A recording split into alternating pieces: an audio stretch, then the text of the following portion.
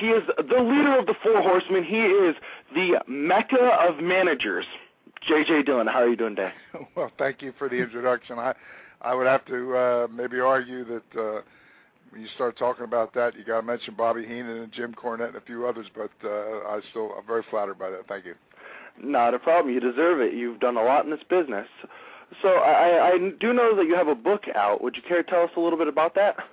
Yeah, my autobiography was published in 2005 by Scott Teal, who co-authored Ole Anderson, and done a couple others since that included the assassin Jody Hamilton and more recently Ivan Koloff. But Wrestlers Are Like Seagulls is my life story, and you have to work a little bit to find it. You need to go to my website, jjdillon.com, which takes you to Crowbar Press, the publisher, or go direct to Crowbar Press, and I believe it still maybe is on Amazon.com as well. But if you get it through my website or Crowbar Press, I'm still continuing to autograph copies at no additional charge, just as my way of saying thank you for the people that have supported the effort.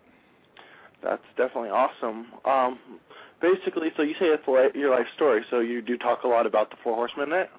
Yeah, my career, a lot of people remember me, of course, as the leader of the Four Horsemen, but really that was a snapshot of my career and certainly the highlight of my career. But I wrestled prior to that, had over 3,000 matches in my career that a lot of fans are not aware of. And this autobiography really spans from the time that I first became interested in wrestling as a young kid in New Jersey back in the mid to late 50s, right up through my career, my managerial career, my time with the World Wrestling Federation, working side by side with Vince McMahon for almost 8 years, and then 5 years with WCW before they went out of business. So my career spans 40-some years spread over 5 decades, and I think it's a very interesting story. And when you go to jjdillon.com, you can read all about the book. It's right at the top, and I would encourage listeners to look at the comments of people who have read the book, and that might help you as to whether it's something that you'd be interested in. And you also have a MySpace page endorsed by you as well, I do believe. Yeah. I've actually I got a little of everything going on, everything but an action figure, and hopefully one of these days after Jax concludes their relationship with the WWE, that might eventually come to fruition. That's about the only thing left that I think is not out there is a J.J. Dillon action figure. Oh yeah, and they already did the Four Horsemen action figures, but I think it was Ric Flair and Arn Anderson was the one they did. So, yeah. But Jonathan Clark, go ahead with your first question. First and foremost, I'd like to congratulate you on your book, Wrestling with Seagulls. It's always a tremendous accomplishment when a wrestler like yourself puts out a book because it gives you an in-depth look as to really who the person is as an individual, other than who we see inside the wrestling ring. And congratulations going up to you on that, definitely. Well, thank you very much. I appreciate that. And I always felt that the book was really three things. It's for those that are interested in the history of wrestling, since I first started watching, like I say, in the mid-50s, kind of chronicles where wrestling has gone through the modern era, and at the same time, people wonder how the inner workings of wrestling. If you read the book, it's kind of like I've had it referred to as Wrestling 101 in terms of a breakdown of how the wrestling business has been structured. And even if you're not a wrestling fan, it's still a feel-good story about a kid that found wrestling, fell in love with it, decided that's what he wanted to do, chased his dream, and I'm living proof that dreams can come true. Definitely. Indeed you are, and you can go to jjdillon.com for information on that. But my first question to you has to be, tell us about when you first started wrestling in 1971. Well, I had actually been a referee. I've done everything from sell programs as a kid to help tear down the ring to take ring jackets, and then that transcended into an opportunity to be a referee one night in a blizzard when no referee showed up at a TV taping in Philadelphia. And then just about the time that I thought that may be as far as my dream would take me, I had an opportunity to meet the original Sheik, Eddie Farhat, and he told me that you want to wrestle, you come out to Detroit where he was promoting, and he said you can wrestle, and I did in 1968. I only had a couple of matches, and then again in '69 for like a week, and then 1970 I was living in Ohio, and had known Bruno Sammartino very well from all the years as a referee, and he was running towns around Ohio and eastern Ohio and western Pennsylvania on the weekends, and so I started wrestling regularly on a weekend through the 70s, and then in 1971 I had met another wrestler, Jim Grabmeyer, that lived in Ohio, and he would go to the Carolinas every summer, which they would run a lot of outdoor shows, and he took my publicity pictures, and I got a call and said, well, if this is something that you really want to do, they're looking for some people and willing to give you a chance. So 1971, I was months from my 29th birthday. I wasn't a kid anymore. I packed everything I owned in a car and headed south, never having been below Richmond, Virginia at that point, went to Charlotte, and never looked back from there. Definitely. Daryl Malone, go ahead. All right. How did it feel? I'm sorry, I believe my phone's having problems. Hold on. Your phone is having problems. I'll ask this question. How did it feel to get your first big break in 1973 by capturing a few championships? Well, it's a dream of every wrestler to first to get your foot in the door and to break in the business. And a lot of wrestlers start out by just taking TV matches, anything you could get against the stars of the day, and everybody hopes that someday somebody will look at them and either see something unique or impress somebody with attitude. And so that was my position when I went to the Carolinas in '71, and I stayed there 2 years, and there was some great wrestling talent there, and I had a chance to actually wrestle Dory Funk Jr. for the World Heavyweight title during that 2-year period of time.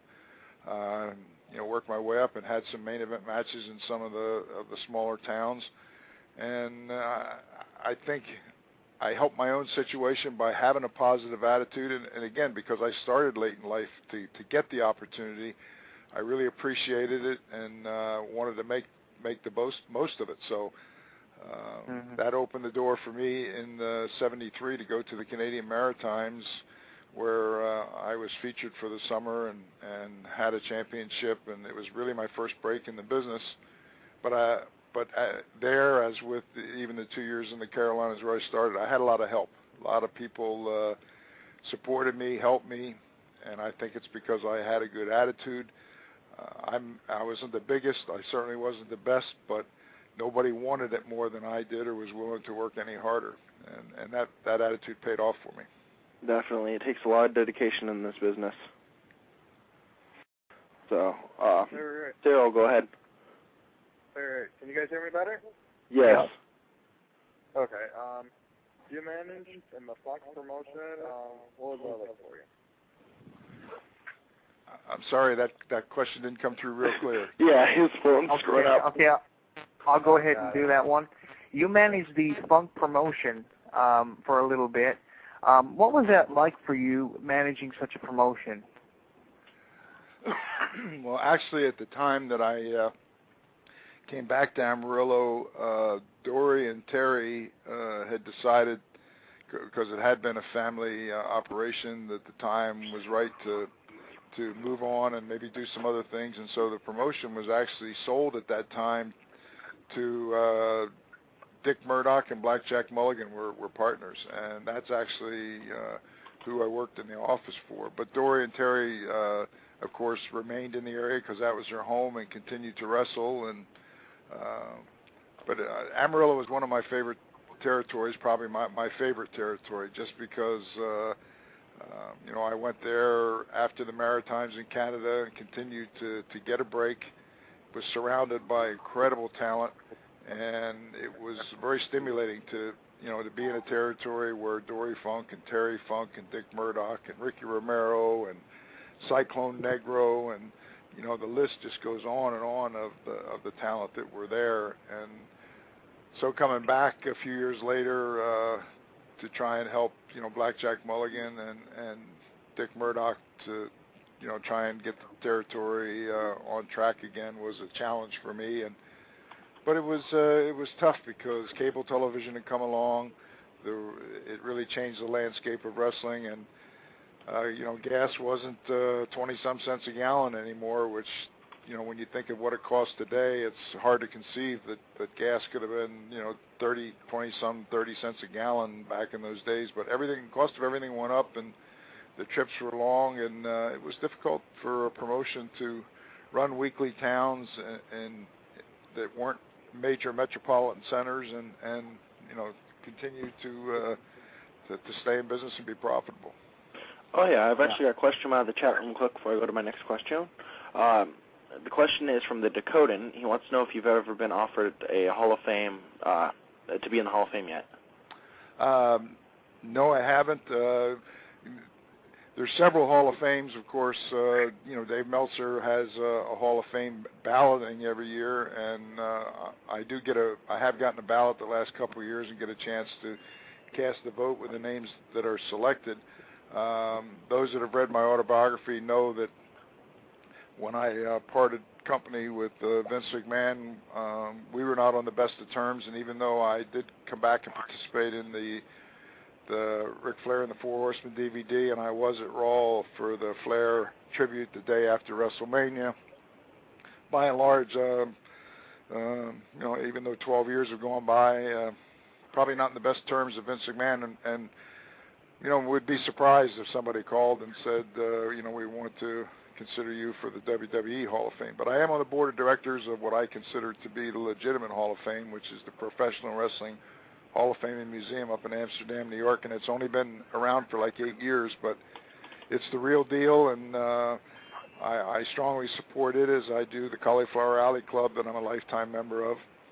And both organizations do good things, and it's a legitimate deal. They have a rotating group of historians that nominate what they feel are the worthy people from the history of the business, and they have a voting process just like baseball, where you have to be selected on 75% of the ballots to be considered. And certainly at some time in the future, if my name comes up, it would be an incredible honor. But I'm just happy that I had the career that I did, that I enjoyed the success that I did, and I have the fans certainly to thank for that, because they made wrestling everything that it is today, and certainly made me for whatever success that I enjoyed over the years. But those of you that are listening, if you're ever up in the upstate New York area, Amsterdam is just up above Albany, about an hour from the Baseball Hall of Fame. And I tell every baseball fan, sometime in your life, you must make that pilgrimage to Cooperstown to see the Hall of Fame. And I say the same thing to wrestling fans, that you must at some point make a pilgrimage up to Amsterdam, New York, and to see the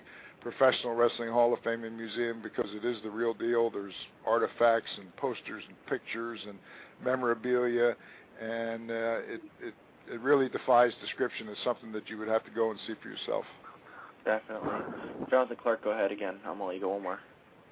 Yep, you were a heel manager in the business, and I'm going to get your opinion on who you think, besides yourself, has the potential to go down in history for being the greatest heel manager of all time.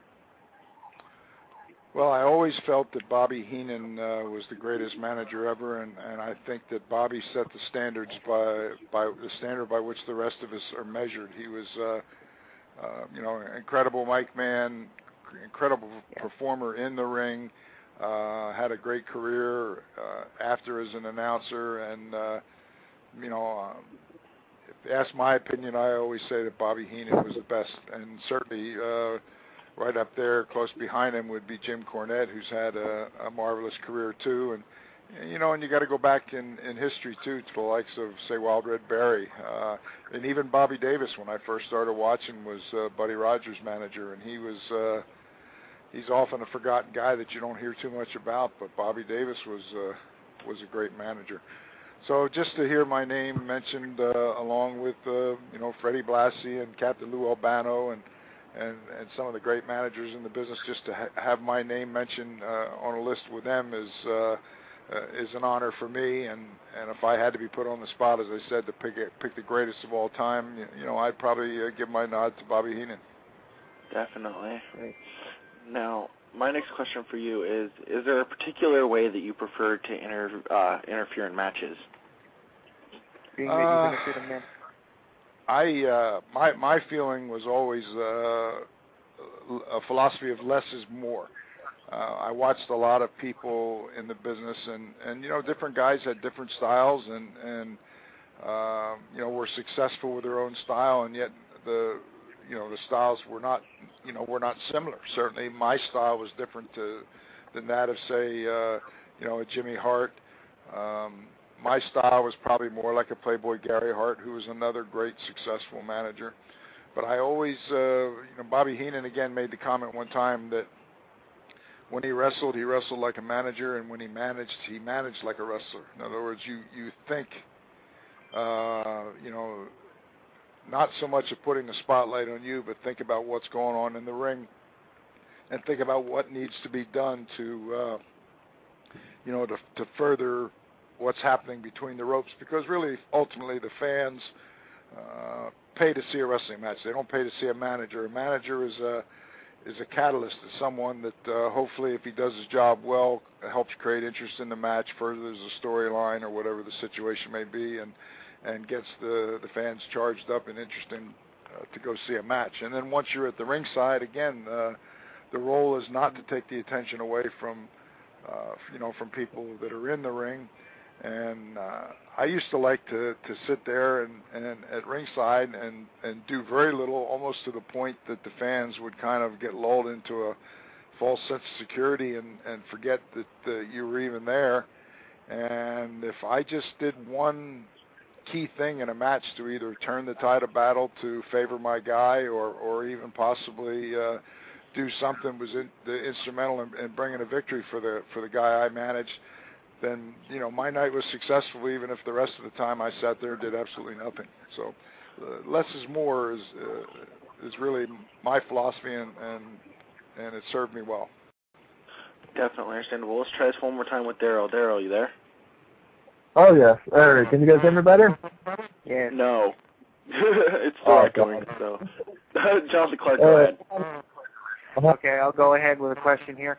You had many proteges in your career. Who do you feel out of all your proteges was your best one? Oh, wow. If you look at the cover of my book, behind the picture of me standing there is a postage stamp mosaic of the guys that I managed throughout my career, and it's a diverse group, and really a great group of guys that were, all of which were, enjoyed great success in the business.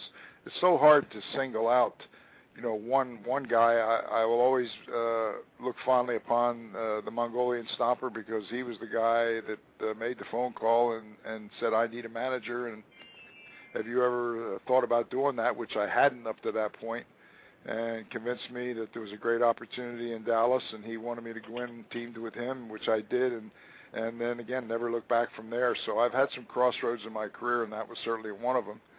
I managed Abdullah the Butcher, had success with him, had a chance to go to Japan with him, and I guess because I'm best remembered as the leader of the Four Horsemen, which had to be the pinnacle of my managerial career, just to be out there, which I was for some single matches with Ric Flair when he was defending the world title. Those were special moments. And same thing with Tully Blanchard. Tully is, I think, very underrated in terms of his greatness, and outstanding performer in the business. And then, of course, Ole and Arn. And then when Ole left, there was Luger and eventually Barry Windham.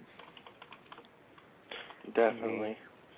Now, my next question for you is, what is your relationship with Jim Holiday? Jim Holiday. That name sounds familiar.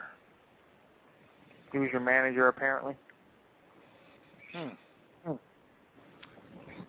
you kind of caught me with a curveball on that one. Stumped you on that one? Yeah, you stumped me on that one. Okay. 40-some years in the business, and like I say, I traveled all over this country, all over the world, and have met so many people. And one of my shortcomings, I'm sorry to say, is I sometimes forgetful of names. Most of the times I'll recognize a face, and it may take me a little time to put a face and a name together, but really I've met a lot of fantastic people over my career, and I'm sure there's a few names in there that I'm embarrassed to say have slipped my mind. Okay. How about, let me go ahead with another question? Yeah, go ahead. What would you like? Okay, what was it like working for Jim Crockett and his promotion?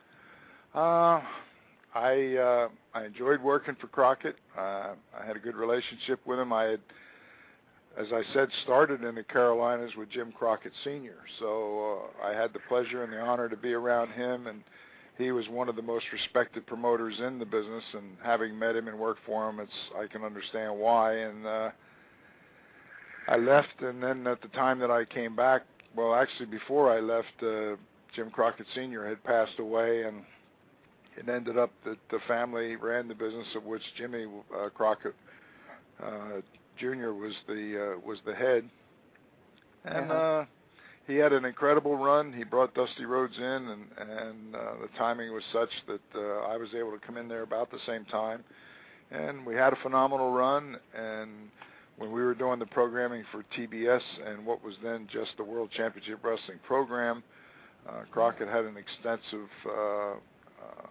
syndicated network as well, and so we were able to run nationally and really compete on a level with what was then the World Wrestling Federation. That there was even a couple nights, one night in particular in Philadelphia, where we actually both organizations ran Philadelphia on the same night, and we were at the old convention hall and they were at the Spectrum, I believe. And that particular night, Jim Cornette tells the story even better, because I think I was in the special match on that card against Jim Cornette, but on that given night, we both ran Philadelphia and we outdrew them. And that was,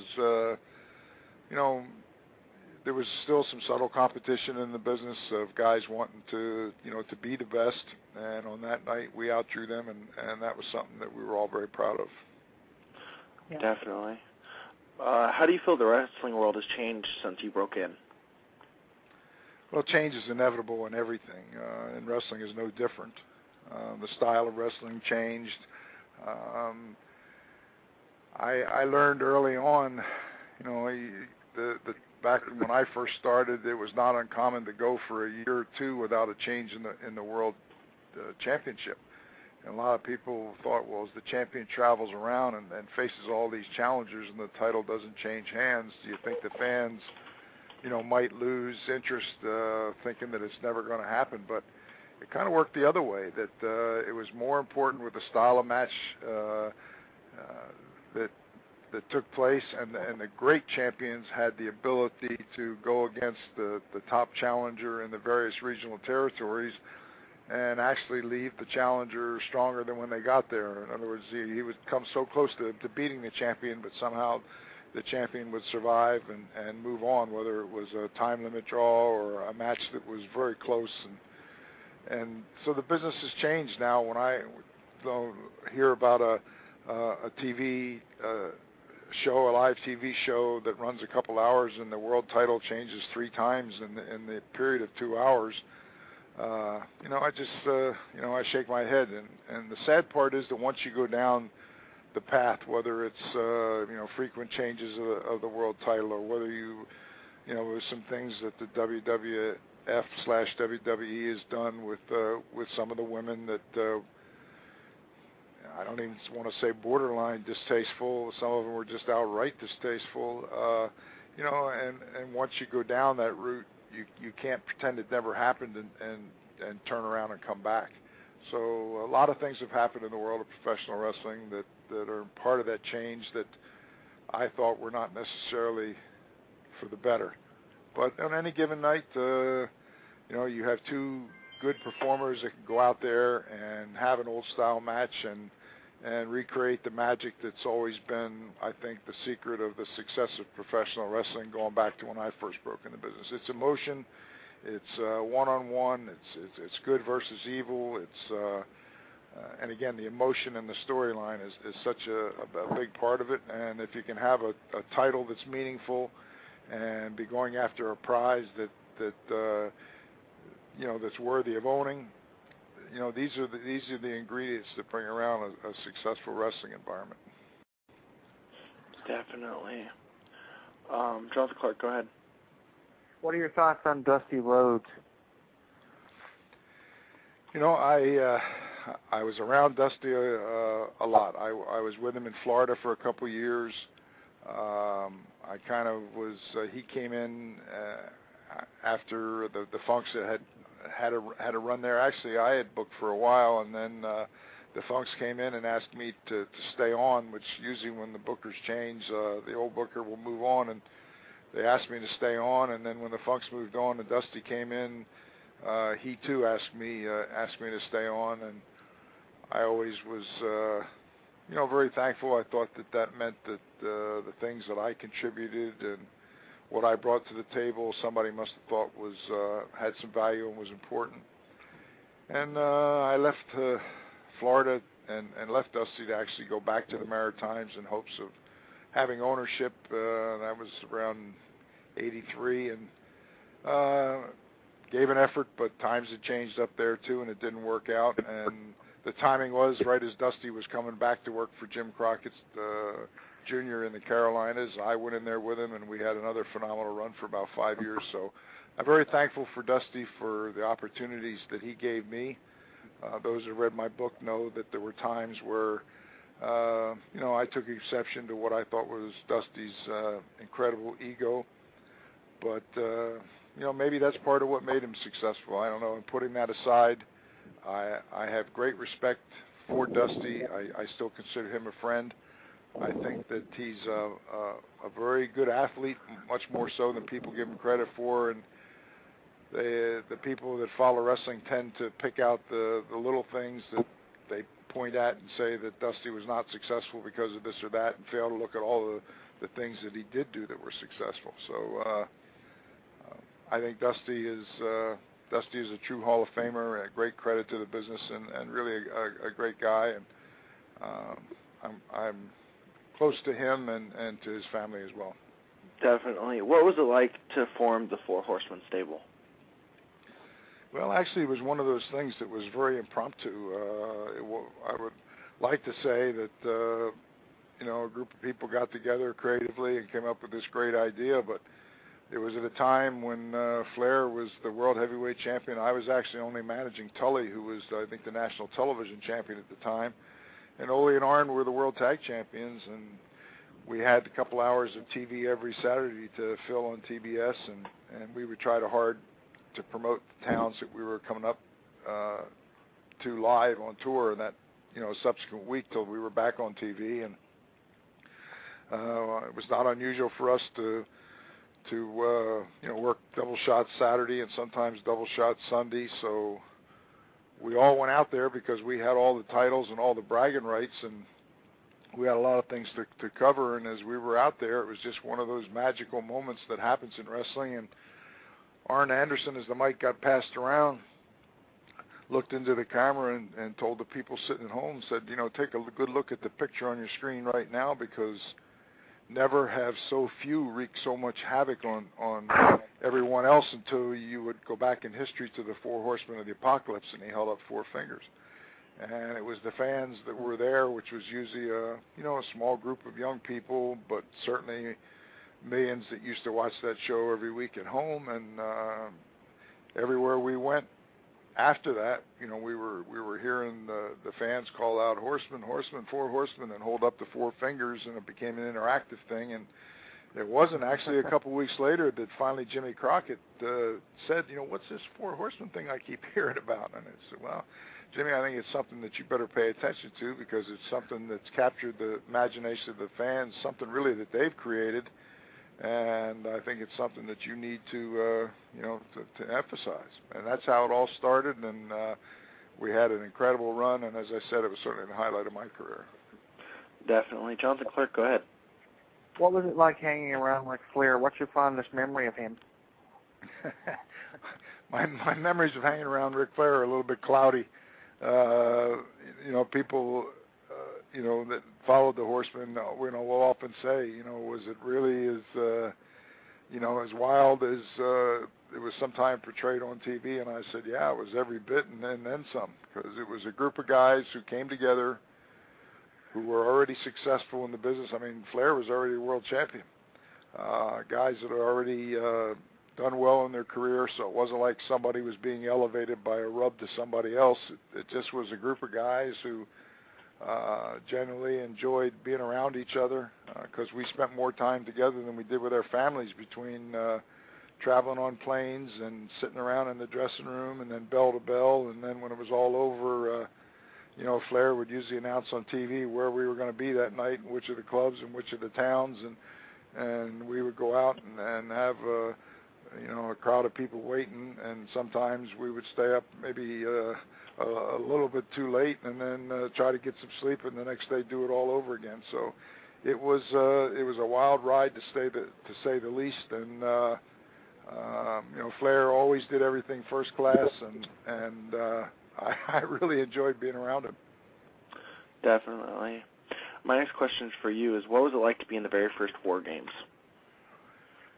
Well, that was my memory of the War Games is not such a pleasant one. I actually was in a number of the War Games, but the one that was that sticks in my mind the most was on the 4th of July in Atlanta in the Omni, and that's where the Road Warriors momentarily had me at their mercy. Animal had me going up on his shoulder, and Hawk about to come off the top rope, and you got two rings together surrounded by a cage, but you also had a cage across the top that kind of confined the space that you had to work with, and Hawk was a tall guy, and I saw a disaster about took place and tried to skinny down, and as powerful as Animal was, right as Hawk came off, everybody piled together, and he lost me, and I came down what I thought was going to be the top of my head and possibly break my neck, and I tucked my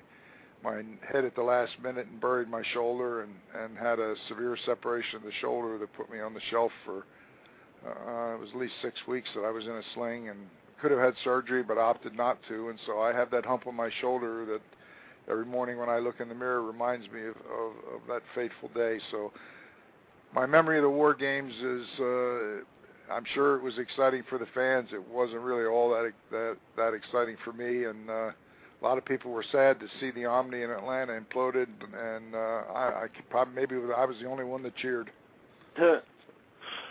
Jonathan Clark, go ahead. Eric Bischoff recently put out a book, I believe it was 2 years ago. It's called Controversy Creates Cash. What's your opinion on someone like Eric Bischoff, and how does your book differ from his? Well, I haven't read the Bischoff book, so it'd be difficult for me to comment specifically. With regard to my book, at the time that I wrote it, I had, WCW had closed down for all practical purposes. I was out of the wrestling business. I'd gone through my third divorce, which, that's one of the potential pitfalls of the lifestyle and being in wrestling, and I'm not using that as an excuse. It's just the reality of how it can be for some people, because there have been long-standing successful marriages in the wrestling business. I just wasn't one on that list. So I was out of the business.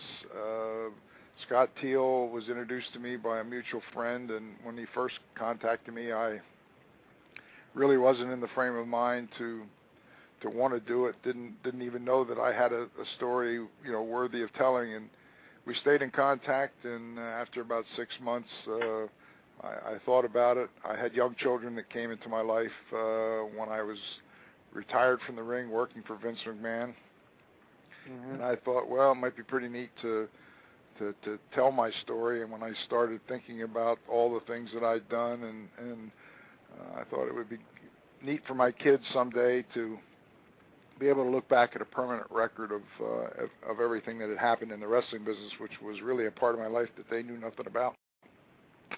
So we undertook the project. Scott Teal said it'll take about 6 months, and I said, well, I want to do it right, or I don't want to do it at all. And we both had the same goal in mind, the same commitment. And so it took 8 or 9 months and hours and hours and hours of recorded taped interviews and back and forth to make sure that everything was recorded, was put down correctly in print. And when it was all said and done, I was thrilled.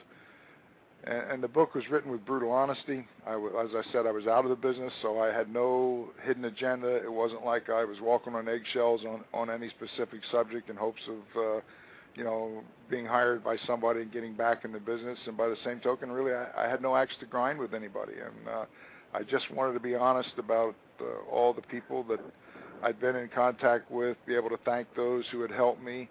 And at the same time, if you're going to be, brutally honest about the people that you work with throughout your career, I think you have to be prepared to look in the mirror and be honest about yourself as well. And I tried to balance everything and do that as well, and talk about the things that were my strengths and those that I thought, were not my strong points. And the end result, as I said, I think was a book that I've received a lot of praise, and I really can't think of one person who I've talked to that read the book that said, I was disappointed.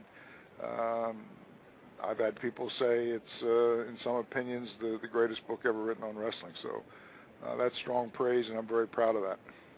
Definitely. What was it like working with the Midnight Rider? That was kind of like the War Games. I remember the bull rope match that I had with him, and that big cowbell clanging down on top of my head, and I'd be able to hear it continue to ring for about 5 minutes after it clubbed me in the head. So again, it was one of the interesting experiences on a long list of experiences throughout my career. Definitely. Jonathan Clark, go ahead. I'm going to ask you, what piece of advice would you give to somebody who wants to get into the wrestling business? Well, I do get, emails, and I do, have people at some of the, when I do promotional things tied to the Cauliflower Alley Club, they meet every year. The last couple of years it's been in Las Vegas. Last year was in June. This coming year it's going to be in April. And it's a 3-4 day event. People come from all over the world. And I was the MC for the awards banquet last year and have been asked to come back again this year. But it gives me an opportunity to talk to fans from all over the world. Same thing when I go to functions of the Pro Wrestling Hall of Fame and Museum. Fans come, and I get to ask that question a lot. Give me some advice, especially young people trying to break into the business. And there really is no magic formula. There is no easy answer. There's no shortcut, no road to success that I could tell them concisely. If anything, because the business has changed so much, sadly the opportunities now are much fewer than when I broke into the business, where you had all the regional territories and there were a couple hundred guys making their living in the business full time. Now, unless you're with the World Wrestling Entertainment on their roster, or certainly TNA, there's still some groups that run Japan and Puerto Rico, but all in all, there aren't that many opportunities. So it's something where you really got to you've got to want it. You've got to be prepared to face disappointment. It's tough. I made it only because I wasn't willing to accept failure. I just kept going because I wanted it that bad, and a lot of people helped me, and ultimately I was successful. So I tell somebody today, be prepared for disappointments, and it's something that you've got to really want. And there are people that are on top and probably making a lot more. I know they're making a lot more money today than guys in my day that were working on top. So the rewards can certainly be substantial, but it's opportunities are less. But if you want it bad enough, dreams can still come true. Definitely. What was your time in WCW like? It was very frustrating. I had parted company with Vince McMahon after almost 8 years over some philosophical differences, and really I had started as a referee with Vince McMahon Sr., and when I got recruited to go there, I thought, my career had come full circle. That was at a time when the World Wrestling Federation was doing incredible business. I came there 2 years after they'd had the big match at the Pontiac Silverdome with Hulk and Andre, with all those people in there, and they were touring 3 different crews a night, so it was an incredibly successful operation, and I was excited to go there. And things change. I ended up back at WCW. I left Vince McMahon without a job. I left over a matter of principle, and ultimately was hired by WCW, which I thought, because of my lifetime of experience, I expected that maybe there might be a role there, but I certainly had no guarantee that that was the case. And when I got there, I never met Eric Bischoff. Had heard his name, knew that he was in charge of the company, and had enjoyed some success.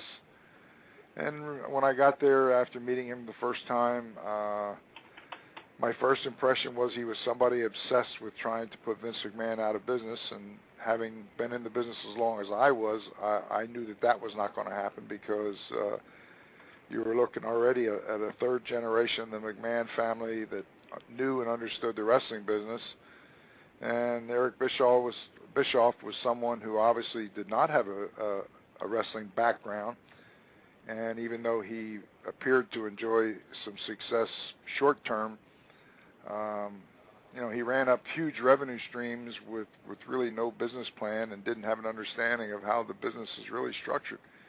And so it was a recipe for disaster. And I thought Bischoff can look upon me in 2 ways. He could first look at me as someone who has incredible experience, had worked with Vince McMahon for all those years, and to tap into to my lifetime of experience, I think I could have been an asset, certainly a good resource for Eric Bischoff to help him continue his success, maybe go to that next level. Or the other side of it is, if Eric Bischoff had looked at me as someone who, obviously, because of my experience, knew how little he knew, excuse me, and therefore was maybe a potential threat to him in his mind, because I could very easily expose, in spite of what was perceived as his success, that he really knew nothing, and that was not something that boded well for a successful future. And of course, I think Eric looked at me as someone that was a threat. I was there, but he never really tapped into me as a resource, and the relationship, really got worse and worse from that point, and it was, very frustrating for me, because I think if handled differently, WCW could still be in business today. Definitely, I agree with that. Jonathan Clark, go ahead. What are your feelings on next year's? What are your feelings on next year's Cauliflower Alley Club? I've only been there for 3 years now. Like I said, I'm a lifetime member. I regret that I didn't join the Cauliflower Alley Club years ago, because once I got there, it was a chance to renew friendships, and it was not uncommon over these last couple of years to go there and to see someone that, it's been, in some cases, 25 years. Kendo Nagasaki, who I managed and was a good friend, I saw him at Cauliflower Alley this year. He came from Japan, and it had been almost 20 years since I'd seen him. Les Thornton was there with his wife Terry. It had been 25 years, I think, since I had seen him. So it's something that I take away as much as I give by being there. Last year they moved to a Monday, Tuesday, Wednesday format, and certainly the turnout was certainly very positive. They're going back again to a Monday, Tuesday, Wednesday format again in Vegas, changing the location to hopefully something that's going to be a little bit more accessible in terms of accommodations in the hotel. But it's a great opportunity for me to see people that I haven't seen for a long time, to interact with the fans that I didn't have a chance to do years and years ago when I was on the road, because we were insulated from them.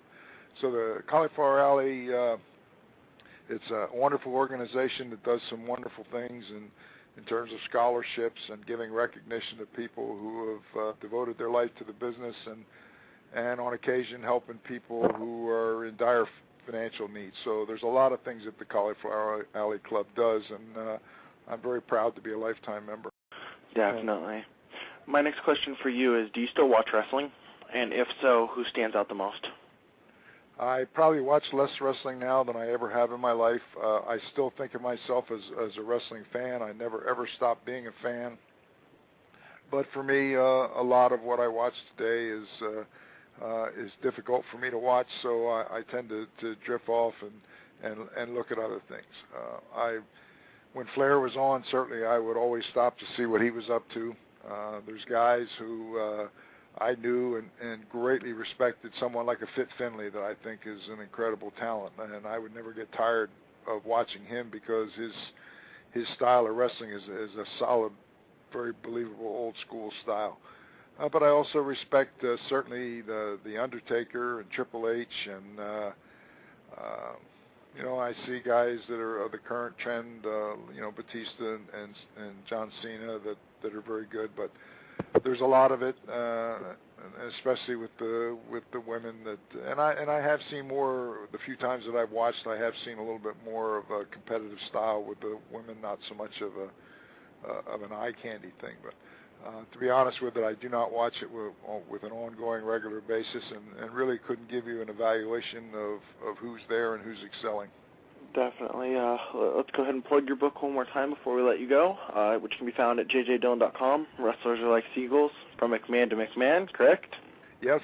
Yep. And I, like I say, continue to sign copies. So if it's something that you want for your own library, I guarantee you that you won't be disappointed. Or if it's something for a birthday gift, or as we get closer to the holiday season, as a unique gift for maybe the wrestling fan that's a close friend or in your family, it's a very unique gift, and the fact that you can get an autographed copy for no additional charge, I continue to do that, and then that's my way of saying thank you for the fans that have supported the effort and have gotten the book.